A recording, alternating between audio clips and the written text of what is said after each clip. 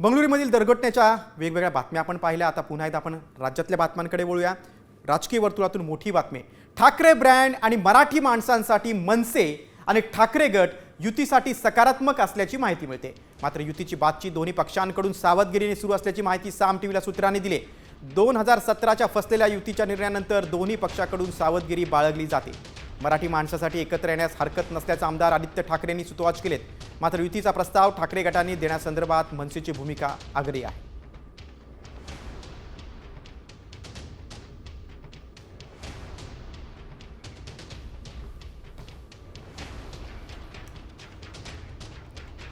Thackeray brand जपण्यासाठी खरंच ठाकरे बंधू एकत्र येतील का? आमदार आदित्य ठाकरेंनी युतीला हिरवा कंदील दाखवलाय। मात्र अद्याप राज उद्धव यांची युती का रखडली आहे? मनसेची युतीवर प्रतिक्रिया काय आहे?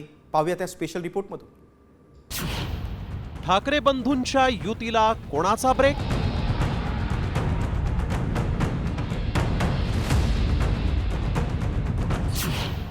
ठाकरेंच्या युतीचं राज गुलदस्त्यात।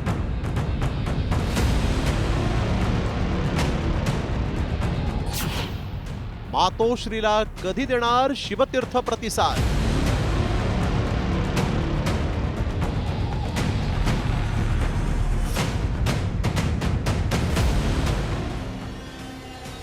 ठाकरे बंधूंच्या एकत्र येण्याची चर्चा ही अधूनमधून सुरूच असते। साध प्रतिसाद, परदेशवारी आणि नंतर युती संदर्भात बोलण्यास मनाई। इथून पुढे दोन ठाकरे बंधू एकमेकांशी चर्चा करणार का, याबद्दल सगळ्यांचीच उत्सुकता कायम ठेवत दोन्ही पक्षांचे नेतेच या संदर्भात विधान करताना दिसतायत। यावेळी मात्र आदित्य ठाकरेंच्या विधानानं युतीच्या थंडावलेल्या चर्चांना पुन्हा उधाण आलंय। बघा, पुढे म्हणजे आम्ही आमच्याकडून प्रतिसाद दिलेला आहे। आमची भावना हीच आहे की मराठी माणसासाठी असेल, महाराष्ट्रासाठी असेल, महाराष्ट्राच्या हितासाठी असेल, जर कोणी सोबत यायला तयार असेल तर आम्ही त्यांना सोबत घेऊन महाराष्ट्र हितासाठी लढत राहू। पहिली गोष्ट आपण ही पाहिली असेल, काल परवाकडे आमचे दीपेश म्हात्रे आणि त्यांनी तिकडचे राजू पाटीलजी या दोघांनी तर एकत्र आंदोलन केलेलं आहे। लोकांच्या मनात काय आहे हे आपल्याला माहिती आहे। आमचं मन साफ आहे। जे कोणी महाराष्ट्र हितासाठी कुठचाही पक्ष असो, कुठचाही नेता असो, आमच्या सोबत यायला तयार आहे। आम्ही महाराष्ट्र हितासाठी एकत्र येऊन लढू। दरम्यान मनसे नेते प्रकाश महाजनांनी तर आदित्य ठाकरे यांनी शिवतीर्थावर येऊन युतीचा प्रस्ताव देण्याचा सल्ला दिला। ती युती करायची नाही करायची हा सर्वस्वी राज साहेबांचा प्रश्न आहे। यापूर्वी आम्ही 2 वेळा मातोश्रीवर जाऊन युती करण्याचा प्रयत्न केला। म्हणजे तुम्हाला सिल्वर वॉकवर जाता येतं, तुम्हाला सोनिया गांधीच्या दारात जाता येतं, आणि तुम्हाला मग इथं जायला का मान अपमान वाटतो? आदित्य ठाकरेंनी यावं। मात्र आता राज ठाकरे आणि उद्धव ठाकरे यांच्या युतीच्या चर्चांना कधीपासून सुरुवात झाली पाहूया। 18 एप्रिल 2025 शिवसेना सोडल्याच्या 19 वर्षांनी राज ठाकरेंनी मुलाखतीतून युतीची साथ घातली। 19 एप्रिल 2025 उद्धव ठाकरेंकडूनही युतीच्या प्रस्तावाला सकारात्मक प्रतिसाद। 20 एप्रिल 2025 राऊत यांनी युतीच्या चर्चेसाठी कुठलीच अट नसल्याचं सांगितलं।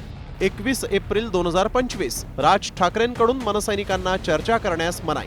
22 एप्रिल 2025 उद्धव ठाकरे परदेश दौऱ्यावर। 30 एप्रिल 2025 दोन्ही ठाकरे बंधू परदेश दौऱ्यावरून परतले। 13 मे 2025 शिंदे सेनेचे नेते राज ठाकरेंच्या भेटीला। 16 मे 2025 राज ठाकरेंचे युतीच्या भरवशावर न राहण्याचे आदेश। 23 मे 2025 मनसेसोबत युतीसाठी आम्ही सकारात्मक, राऊतांचं विधान। 4 जून 2025 ठाकरे बंधूंची युती झाल्यास स्वागतच, आदित्य ठाकरे। साध प्रतिसादानंतर शिंदेंच्या नेत्यांची शिवतीर्थावर राज ठाकरेंची भेट, असा हा युतीच्या चर्चांचा प्रवास नेमक्या कुठल्या वळणावर थांबलाय हा प्रश्न आहे। महाराष्ट्राच्या हितासाठी एकत्र येऊ असं म्हणणाऱ्या ठाकरे बंधूंना युतीसाठी नेमकं कुणी रोखलंय? ठाकरे ब्रँड संपणार नाही असं जाहीरपणे म्हणणारे ठाकरे बंधू ठाकरे ब्रँड जपण्यासाठी पालिका निवडणुकीआधी कोणता निर्णय घेतात हे पाहणंही गरजेचं आहे। ब्युरो रिपोर्ट, साम टीव्ही न्यूज। आता नाशिकमधील राजकारणाकडे। नाशिकमधील ठाकरे सेनेचे उपनेते सुधाकर बडगुजर यांची पक्षातून हकालपट्टी करण्यात आली। मात्र बडगुजर यांच्या हकालपट्टीपूर्वी काय घडलं पाहूयात या स्पेशल रिपोर्टमधून। संघटनात्मक बदल करत असताना एक अविश्वासाचं वातावरण निर्माण झालं आणि जे बदल झाले ते त्यामुळे अनेक 10-12 लोक नाराज झाले आणि तिथून मग नाराजीचा सूर हा आजपर्यंत तरी आहे. बडगुजर हे म्हणजे नाशिकची शिवसेना नाही, ते आमचे सहकारी आहे, एक लक्षात घ्या. नाशिकमधील ठाकरे सेनेचे माजी जिल्हा प्रमुख सुधाकर बडगुजर यांनी जाहीर नाराजी व्यक्त केल्यानंतर ठाकरे सेनेनं पत्रकार परिषदेचं आयोजन केलं. ही पत्रकार परिषद सुरू असतानाच माजी जिल्हा प्रमुख दत्ता गायकवाड यांना खासदार संजय राऊतांचा फोन आला आणि या पत्रकार परिषदेमध्ये राऊतांच्या सांगण्यावरून बडगुजरांची हकालपट्टी करण्यात आल्याची घोषणा करण्यात आली. आताच आमच्या संजय राऊतांचा फोन सहसंपर्क प्रमुखांना फोन आलेला आहे. संजय राऊत साहेब जे शिवसेनेचे नेते आहेत, फोन हा संजय राऊत साहेबांचा आदरणीय प्रेस सुरू असताना दत्ताजी नाना गायकवाड यांना आलेला. ते आमचे सहसंपर्क प्रमुख आहेत आणि पक्षातून सुधाकर बडगुजर यांची हकालपट्टी झालेली आहे. दरम्यान सुधाकर बडगुजर यांची हकालपट्टी झाल्यानंतर पक्षात नाराजी बोलून दाखवली तर यात चूक काय असा थेट सवाल केला. एकीकडे नाशिकमध्ये हे हकालपट्टी नाट्य रंगलं असतानाच दुसरीकडे ठाकरे सेनेकडून लोकसभा निवडणूक लढवणारे चंद्रहार पाटील यांनी थेट एक्सवर पोस्ट करत शिंदेंच्या सेनेनं आपल्याला ऑफर दिल्याचं सांगितलं. त्यामुळे ठाकरेंचा हा पैलवान शिंदेंच्या आखाड्यात दाखल होणार का अशी चर्चाही रंगली. माझ्या पक्षप्रवेशाच्या बाबतीत मी अधिकृत भूमिका घेतलेली नाही. शिवसेना शिंदे गटाकडून पक्षप्रवेशाबाबत मला ऑफर आहे. पक्षप्रवेश करायचा, पक्ष सोडायचा याबाबत अजून निर्णय घेतलेला नाही. सध्या मी बाहेरगावी असून माझ्या कार्यकर्त्यांसोबत बोलून पुढील निर्णय घेईन, असं चंद्रहार पाटील यांनी ट्विट केलंय.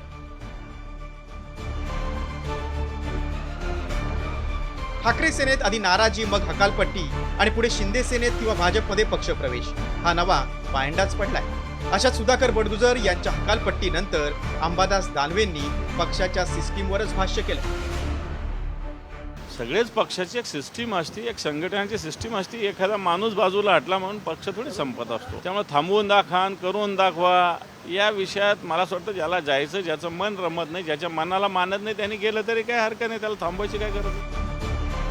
ठाकरेंच्या सेनेला लागलेली गळती थांबत नाही. त्यात सुधाकर बडगुजर यांच्या हकालपट्टीनं नाशिकमधील ठाकरे गटाला खिंडार पडणार का? सुधाकर बडगुजर कोणत्या 10 नेत्यांना घेऊन इतर पक्षात दाखल होणार हे पाहणं महत्त्वाचं आहे. ब्युरो रिपोर्ट, साम टीव्ही न्यूज. एकडे बडगुजरांची ठाकरे गटातून हकालपट्टी झाली, दुसरीकडे मात्र बडगुजरांच्या भाजप प्रवेशाला मात्र ब्रेक लागतोय. कारण सुधाकर बडगुजर यांच्या भाजप प्रवेशाला नाशिकमधूनच विरोध होतोय.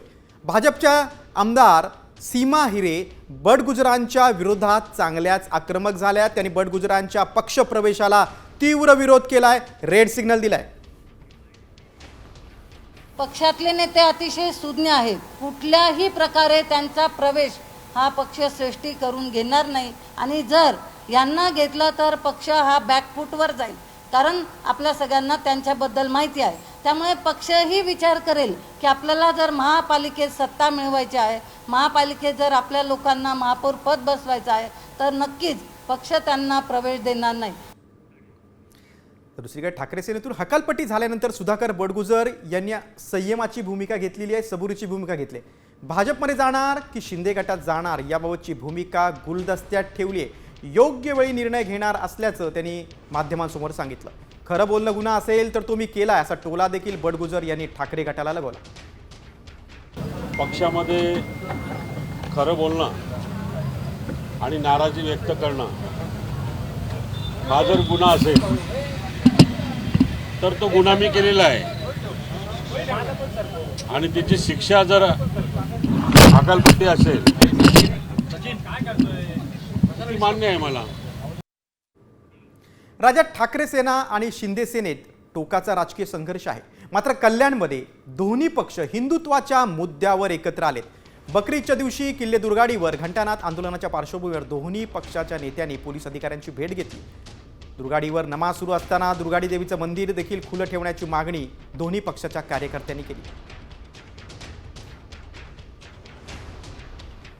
पॉलिटिकल असलो तरी हिंदू म्हणून आज आम्ही सर्व एकत्र आलो होतो. आमची मागणी फक्त एवढीच आहे की त्यांना नमाज पडू दे शांततेने. आमच्या मंदिरात जे दर्शन आहे ते सुद्धा सुरू राहू दे. इथे जे आलोय पक्ष म्हणून आम्ही लेबल लावून नाही आलेलो आहे, हिंदू म्हणून आम्ही एकत्र आलेलो आहे. हिंदूमध्ये आमच्याबरोबर आमदार साहेब आहेत, नंतर पराग तेली, नंतर अनेक पक्षाचे लोक आहेत. इथे हिंदू म्हणून आम्ही एकत्र आलेलो आहे. कळल्यानंतर पुढची बातमी आता महायुतीच्या गोट्यातून. स्थानिक स्वराज्य संस्थांच्या निवडणुकीचं बिगुल काही दिवसात वाजणार आहे. त्या पार्श्वभूमीवर जागांसाठी चर्चा सुरू झाल्याचं समजतंय.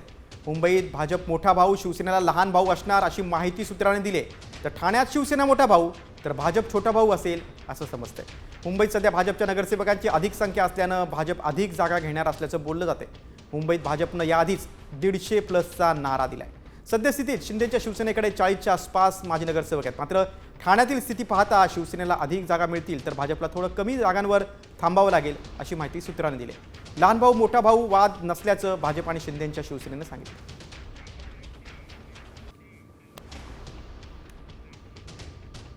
पुढच्या राजकीय बातमीकडे. खासदार संजय राऊत यांनी गिरीश महाजनांवर भ्रष्टाचाराचे आरोप केलेत. मंत्री महाजन हे आपत्ती व्यवस्थापन विभागाचे मंत्री आहेत आणि त्यांच्या मंत्रालयात अभिषेक कौल नावाचा दलाल बसतो. त्यानं संमती दिल्यानंतरच गिरीश महाजन फाईलवर स्वाक्षरी करतात असा आरोप संजय राऊतांनी केला. दरम्यान राऊतांनी केलेल्या आरोपांना आता गिरीश महाजन यांनीही प्रत्युत्तर दिलंय.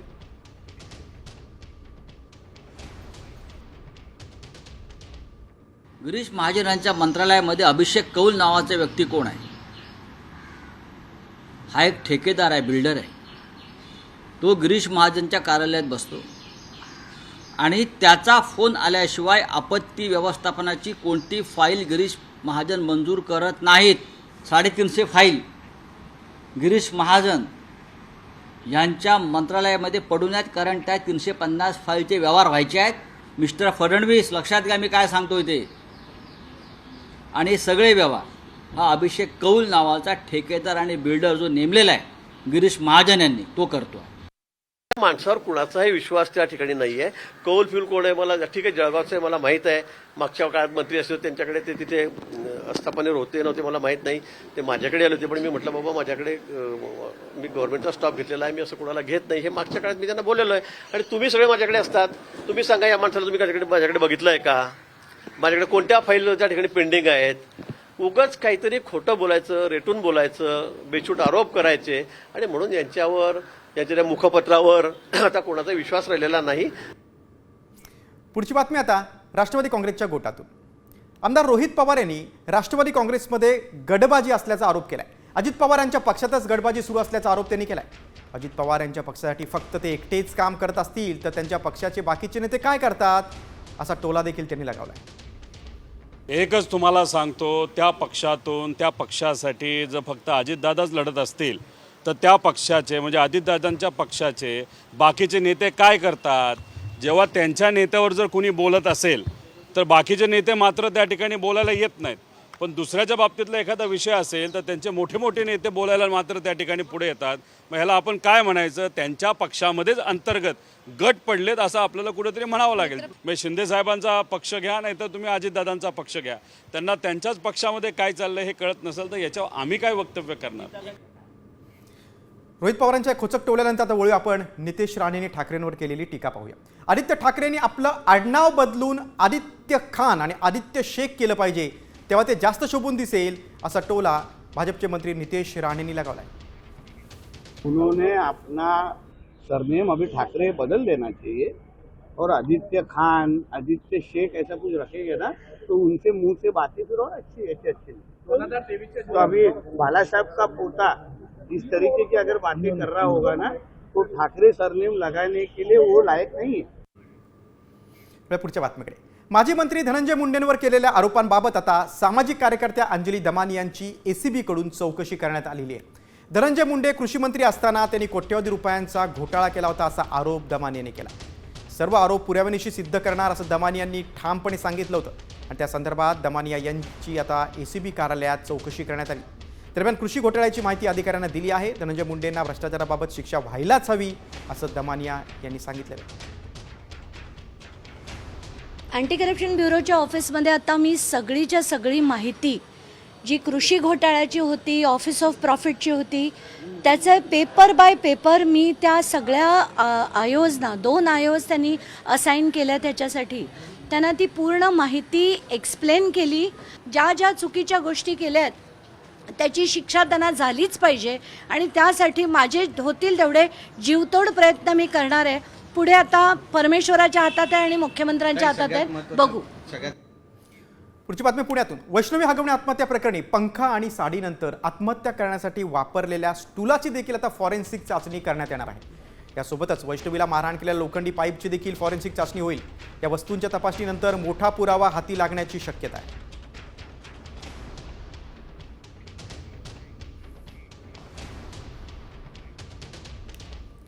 याच प्रकरणासंदर्भात एक बातमी आहे. पोलीस अधिकारी जालिंदर सुपेकरांबाबत ही धक्कादायक गोष्टी आता समोर येत आहेत. मस्साजोग गावचे सरपंच संतोष देशमुखांच्या हत्या प्रकरणातील मुख्य आरोपी वाल्मिक कराडला बीड जिल्ह्यातील कारागृहात ठेवण्यात सुपेकरांची महत्त्वाची भूमिका होती. कारण सुपेकर हे वरिष्ठ पोलीस महानिरीक्षक होते जेल विभाग या विभागामध्ये, असा आरोप अंजली दमानी यांनी केला. तर सुरेश धस जे भाजपचे आमदार आहेत त्यांनी देखील सुपेकरांबाबत खळबळजनक गौप्यस्फोट केलाय. तुरुंगातील कैद्यांकडून 300 कोटी रुपयांची मागणी केल्याची तक्रार आपल्यापर्यंत आली होती, असा दावा धस यांनी केला. जालिंदर सुपेकर यांची जेव्हा मी माहिती घेत होते आणि त्यांच्या अनेक प्रकरणांची जेव्हा माहिती घेत होते तेव्हा माझ्या कानावर असं देखील आलं होतं की कराडला बीडमध्ये ठेवण्यामागे सुद्धा जालिंदर सुपेकर हेच आहेत आणि त्यांच्याकडनं सुद्धा प्रत्येक जेलमध्ये मागणी केली जाते पैशाची. आज मला वाटतं सुरेश धस यांनी असा काही आरोप केला आहे की 300 कोटीची मागणी जालिंदर सुपेकर यांनी केली होती. आता त्याचा पुढे खुलासा, अनेक खुलासे होतील. आणि हेच नाही तर गन लायसन्स प्रकरणात सुद्धा सुपेकरांनी प्रचंड त्यांनी आणि अमिताभ गुप्ता या दोन्ही व्यक्तींनी प्रचंड प्रमाणात पैसे खाल्ले गेले आहेत. त्याची सुद्धा चौकशी सीएमनी परवाच्या दिवशीच लावली आहे. सुपेकर या सुपेकराबद्दल बऱ्याचशा तक्रारी माझ्याकडे सुद्धा आलेल्या आहेत. जेलमध्ये जे आरोपी आहेत त्यांना 300 कोटी रुपये आम्हाला दे म्हणण्याची सुद्धा एक गंभीर तक्रार याच सुपेकरांच्या विरोधात आहे. ज्या अर्थी तुम्ही नातेवाईकाच्या सुनाकडनं पैसे मागता याचा अर्थ 100% तुम्ही फॉल्टी आहात. हे सुपेकर जरा IG या पोस्टवरचा माणूस सुद्धा मला फॉल्टी दिसतोय. याच्यामध्ये नैतिकता नावाची गोष्ट मला वाटतं काही राहिलेली नाही. दरम्यान जालिंदर सुपेकरांनी दमानी यांचे आरोप फेटाळून लावलेत. हगवणे कुटुंबीय हे दूरचे नातेवाईक असून आरोपीचा मामा मी नाही, त्यांच्या कृत्याची शिक्षा संबंधितांना मिळालीच पाहिजे असं देखील सुपेकर म्हणाले. तसंच कैद्यांकडून कोट्यवधी रुपये घेत असल्याचे आरोप निरर्थक असल्याचं देखील सुपेकरांनी म्हटलेलं आहे. आता पुढच्या बातमीकडे. बातमी सोलापूरमधून. गर्भवती आशा राणी भोसले यांच्या आत्महत्या प्रकरणी आता पती पवन भोसले, सासू अलका, सासरे बलभीम भोसले या तिघांना पोलिसांनी अटक केली. सासरच्या त्रासाला कंटाळून आशा राणी यांनी आत्महत्या केली होती. 4 चाकी आणि पैशाच्या हव्यासासाठी सासरच्यांनी छळ केल्याचा आरोप तिच्या कुटुंबियांनी केला. मृत आशा राणी भोसले हिला 3 वर्षांची चिमुकली आहे. त्या दुसऱ्यांदा गर्भवती होत्या.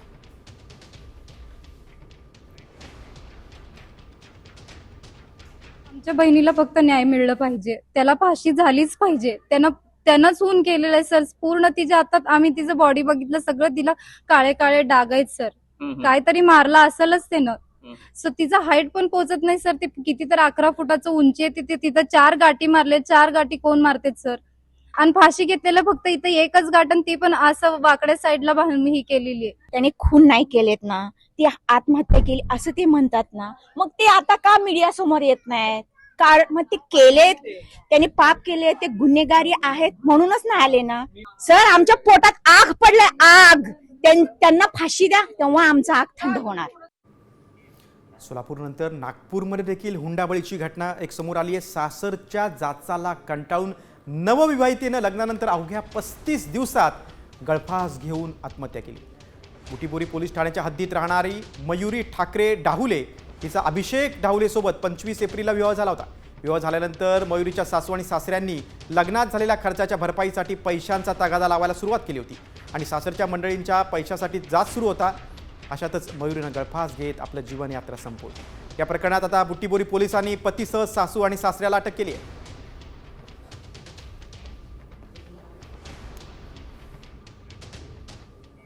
पुढची बातमी आता कोरोनाची.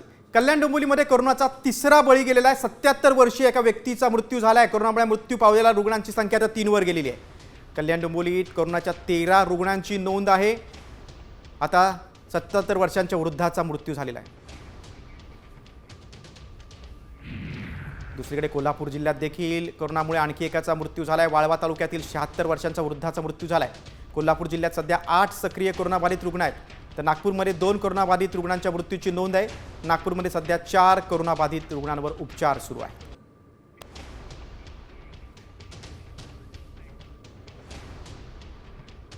आणि राजकीय वर्तुळातून मोठी बातमी आहे. ठाकरे गटाचे 5 खासदार एकनाथ शिंदे यांच्या शिवसेनेच्या संपर्कात आहेत अशी माहिती आहे. आउट गोईंग थांबवण्यासाठी ठाकरे गटाकडून आता जोरदार प्रयत्न सुरू झालेत. येत्या पावसाळ्या अधिवेशनात ठाकरे गटाला मोठा धक्का बसण्याची शक्यता आहे. पक्षांतर बंदीच्या कायद्याचा फटका बसू नये म्हणून शिंदे यांच्या पक्षाला आणखीन एका खासदाराची गरज आहे. लवकरच ऑपरेशन टायगर पूर्ण होणार. साम टीव्हीला विश्वसनीय सूत्रांनी ही माहिती दिलेली आहे. बघा, राजकीय वर्तुळातून मोठी बातमी आहे. ठाकरे गटाचे 5 खासदार आता एकनाथ शिंदेंच्या संपर्कात आहेत. पावसाळी अधिवेशनात शिंदे गट आता ठाकरेंना धक्का देण्याचा प्रयत्न आहे. आपण अधिक माहिती घेऊया. आमचे प्रतिनिधी सूरज मसूरकर आपल्यासोबत जोडले गेलेले आहेत. सूरज, ठाकरेंचे 5 खासदार शिंदेंच्या संपर्कात आहेत. काय घडते पडद्यामागे? नक्कीच जे ऑपरेशन टायगर जे सुरू केलं होतं ते लवकरच पूर्ण होणार आहे. कारण येत्या पावसाळी अधिवेशनामध्ये ठाकरे गटाला जो आहे तो मोठा धक्का बसण्याची शक्यता आहे. कारण ठाकरे गटाचे 5 खासदार जे आहेत ते एकनाथ शिंदे यांच्या संपर्कात आहेत. आउटगोईंग थांबवण्यासाठी ठाकरे गटाकडून पूर्णपणे तयारी जी आहे ती सुरू आहे. त्याचं मेन कारण म्हणजे पक्षांतर बंदी कायद्याचा फटका बसू नये म्हणून शिंदे यांच्या पक्षाला आणखीन एका खासदाराची गरज आहे. म्हणून शिंदे गट जो आहे तो खासदारांची संपर्क करत आहे आणि लवकरच हे ऑपरेशन टायगर जे आहे ते पूर्ण होणार आहे अशी विश्वसनीय सूत्रांनी जी आहे ती माहिती दिलेली आहे. आणि येत्या पावसाळी अधिवेशनात ठाकरे गटाला मोठा धक्का बसू शकतो आणि शिवसेना शिंदे गटाने जे ऑपरेशन टायगर सुरू केलेलं आहे ते पूर्ण होण्याची शक्यता आहे. गिरीश, त्याबद्दल धन्यवाद. ठाकरे गटाकडून आउटगोईंग सुरूच आहे. आता ठाकरेंचे 5 खासदार हे शिंदेंच्या संपर्कात असल्याची माहिती समोर येते. पावसाळी अधिवेशनात शिंदे ठाकरेंना धक्का देणार अशी शक्यता आहे. आउटगोईंग थांबवण्यासाठी आता ठाकरे गटाच्या नेत्यांचे प्रयत्न सुरू आहेत. साम टीव्हीला विश्वसनीय सूत्रांनी ही माहिती दिलेली आहे. आता या क्षणाला देखील राज्यातील ठाकरे गटातील अनेक नेते हे पक्ष सोडून जात आहेत. नाशिकमधील सुधाकर बडगुजर असतील किंवा अजून कोकणातील काही नेते मंडळी असतील किंवा सांगलीचे चंद्रहार पाटील असतील, हे पक्ष सोडून जाण्याच्या तयारीत आहेत. आणि त्या पार्श्वभूमीवरच आता बातमी येते की ठाकरेंचे 5 खासदार शिंदेंच्या संपर्कात आहेत. आउटगोईंग थांबवण्यासाठी आता ठाकरे गटाकडून प्रयत्न सुरू आहेत.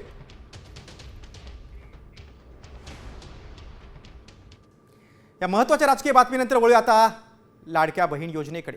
लाडक्या बहिणींसाठी आनंदाची बातमी आहे, कारण मे महिन्याचा हप्ता खात्यात यायला सुरुवात झालेली आहे. 1500 रुपये यायला सुरुवात झालेली आहे. 10वा हप्ता आहे. महिला व बालविकास मंत्री आदिती तटकरेंनी ही माहिती दिली. लाडक्या बहिणींना मे महिन्याचा हप्ता आलेला आहे. एकीकडे विरोधक म्हणतात की योजना बंद पडेल, मात्र दुसरीकडे 10वा हप्ता आता लाभार्थ्यांच्या खात्यात जमा झालेला आहे. एक महत्त्वाच्या बातमीकडे. भारतात जातनीय जनगणनेची तारीख आता जाहीर झाली आहे. 2 टप्प्यात ही जनगणना होणार आहे तशी घोषणाच आता गृह खात्याने केलेली आहे. हिमाचल प्रदेश, उत्तराखंड आणि इतर केंद्रशासित प्रदेशांमध्ये विशेष बाब म्हणून 1 ऑक्टोबर 2026ला जनगणना सुरू होईल, तर संपूर्ण देशात 1 मार्च 2027ला जातनीय जनगणना होणार आहे. 2 टप्प्यांमध्ये ही जनगणना पूर्ण केली जाईल. जनगणना करणारे कर्मचारी प्रत्येक घरात जाऊन लोकांची माहिती गोळा करतील. यामध्ये त्यांच्या जातीबाबतची माहिती देखील घेतली जाणार आहे. जातीय लोकसंख्या जाणून घेणं, समाजातील विविध वर्गांची स्थिती जाणून घेणं हे त्यामागचं उद्दिष्ट आहे.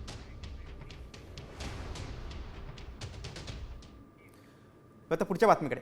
जगभरातील दिग्गज कंपन्यांकडून सुरू असलेल्या नोकर कपातीचं सत्र सुरूच आहे. वॉल्ट डिस्ने कंपनीचे पुन्हा एकदा शेकडो कर्मचाऱ्यांना कामावरून काढून टाकण्यात आले. गेल्या 10 महिन्यातील कंपनीची ही 4थी आणि सर्वात मोठी नोकर कपात आहे. या नोकर कपातीचा डिस्ने एंटरटेनमेंट डिव्हिजनच्या अनेक युनिट्सवर परिणाम झाला आहे.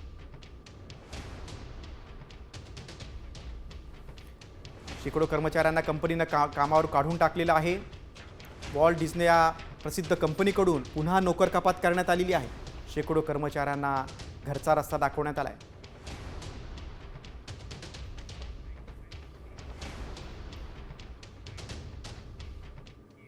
पुढची बातमी आता बंगळुरूमधील दुर्घटनेची.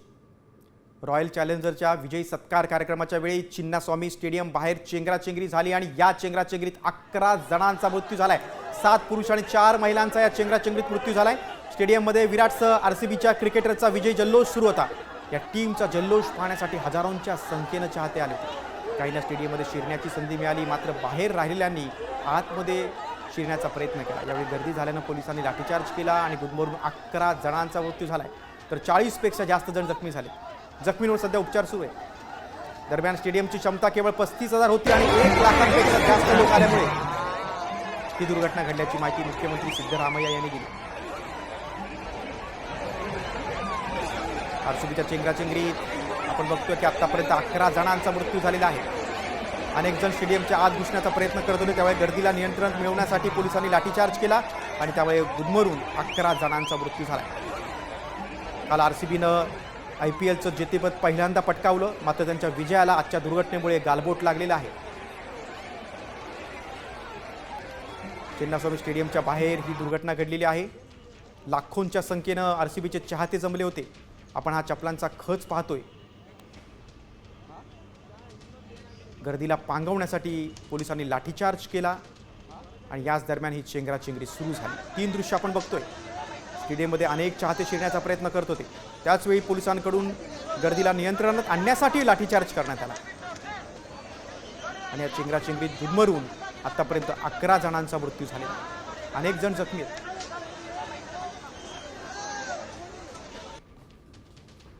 भीड़ बहुत ज़्यादा हो गई थी. अचानक इस कार्यक्रम को आयोजित किया गया, उसकी और ये अंदाजा किसी को नहीं था. फ्रेंचाइजी से मेरी बात हुई, फ्रेंचाइजी भी कहना उनको भी अंदाजा नहीं था कि इस तरह भीड़ उमड़ पड़ेगी.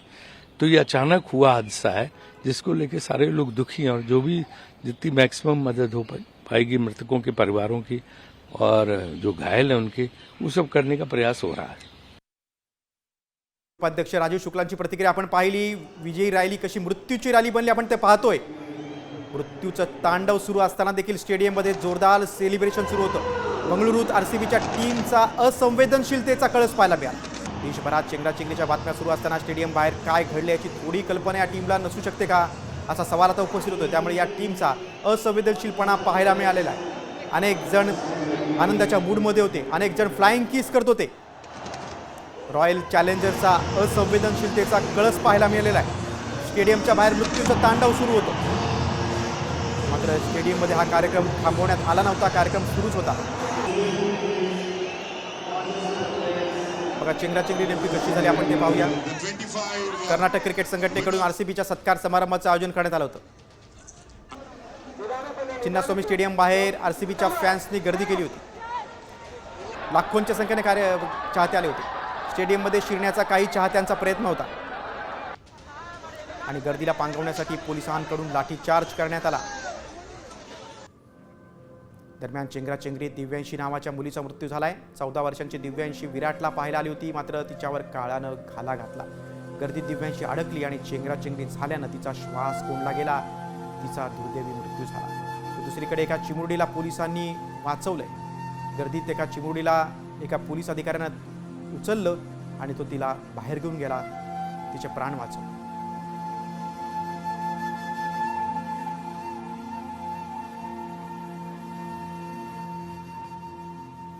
एकीकडे चिन्नास्वामी स्टेडियमच्या बाहेर काय झालं ते आपण पाहिलं. दुसरीकडे बंगळुरूच्या मेट्रोमध्ये देखील तुफान गर्दी झाली होती. यावेळी ही गर्दी नियंत्रणाबाहेर गेल्यानं पोलीस देखील हतबल झाले होते. त्यानंतर मेट्रो स्टेशन चक्क बंद करण्यात आले. बंगळुरू मेट्रो स्टेशनवर किती मोठ्या प्रमाणात गर्दी झाली, तुफान गर्दी झाल्याचं आपण पाहतोय. जसं मुंबईतल्या काही स्टेशनवर लोकलमध्ये गर्दी असते तशीच गर्दी आपण बंगळुरू स्टेशनवर पाहतोय.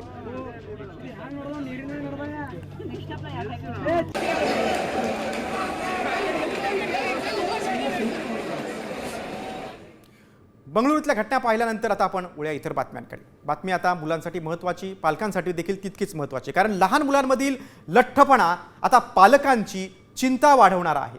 कारण एम्सचा एक अहवाल लहान मुलांमधील लठ्ठपणाबद्दल नेमकं काय सांगतोय, लठ्ठपणा डोकेदुखी का ठरणार आहे, पाहूया या स्पेशल रिपोर्टमधून. तुमची मुलं लठ्ठ आहेत का?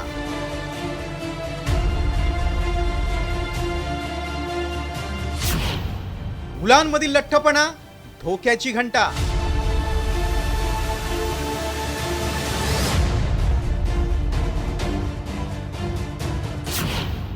लठ्ठपणा म्हणजे मधुमेहाला आमंत्रण.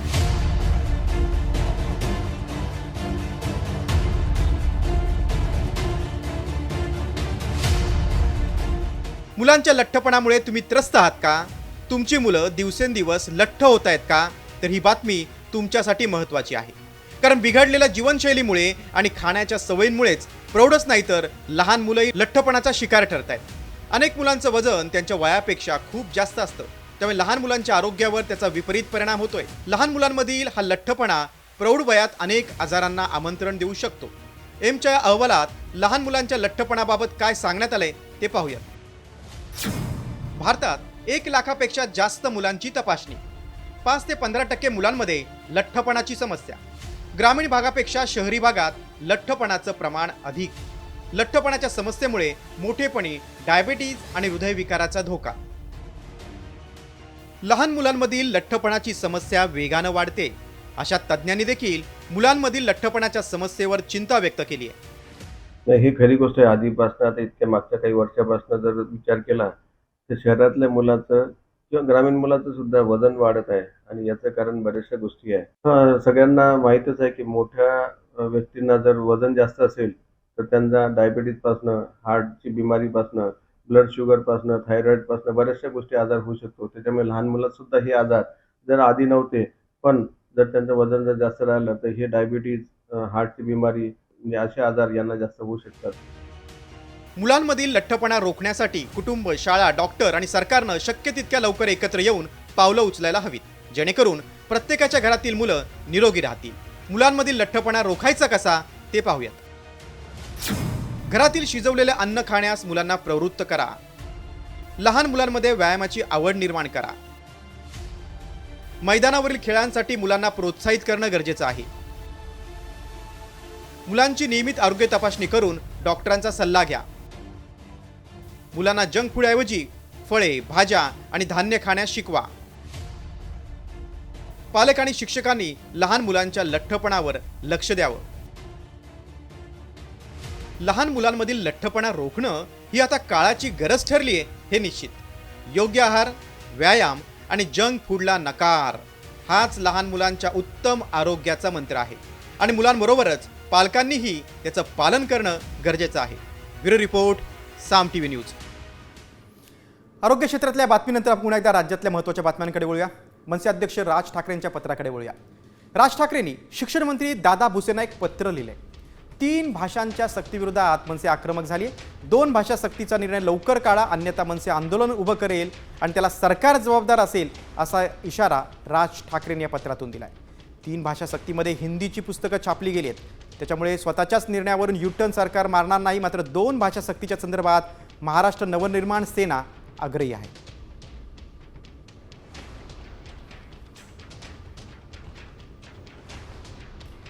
माननीय राज ठाकरे साहेबांचं पत्र आलेलं आहे, परंतु पाठीमागच्या काळामध्ये हिंदी तिसरी भाषा या संदर्भामध्ये आपल्या सर्वांच्या समोर जे काही मागच्या काळातली घटनाक्रम आहे तो तुमच्या समोर आहे. नंतरच्या काळामध्ये अनिवार्य आणि हिंदी या भाषेला स्थगिती देण्यात आलेली आहे. पुढची बातमी आता अपघाताची पुण्यातून. पुणे अहिल्यानगर महामार्गावर अपघात झालाय. कारेगाव मार्गे शिरूरकडे जाताना टेम्पोनं दुचाकीला जोरदार धडक दिली. त्यात दुचाकीवरील महिलेचा मृत्यू झालाय. तिची 2 लहान मुलं देखील या अपघातात जखमी झाली आहेत. आरती सावंत असं या मृत महिलेचं नाव आहे. तर तिच्या जखमी मुलांना उपचारासाठी आता शिरूरमधील रुग्णालयात दाखल करण्यात आलंय.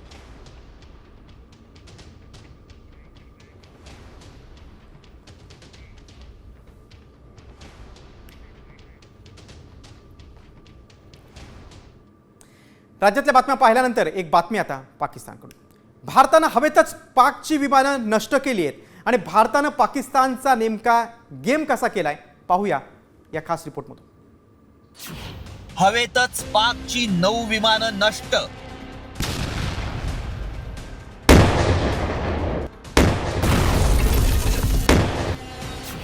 भारतानं केला पाकचा गेम.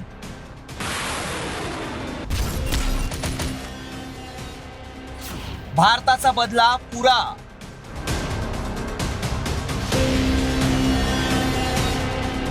पाकमध्ये घुसून दहशतवाद्यांना संपवून भारतानं पहलगाम हल्ल्याचा बदला पुरा केलाय. ऑपरेशन सिंदूर राबवून केवळ दहशतवादी आणि त्यांची तळं नष्ट करताना भारतावर वाकडी चाल करून आलेल्या पाकिस्तानी सैन्याला देखील भारतानं चांगलीच अद्दल घडवली आहे. होय, दहशतवादाचा समूळ नाश करणाऱ्या भारतीय सैन्याच्या कामात अडथळा आणणाऱ्या पाकिस्तानी सैन्याचा भारतानं असा धूर काढला की त्याची चर्चा अजून सुरूच आहे.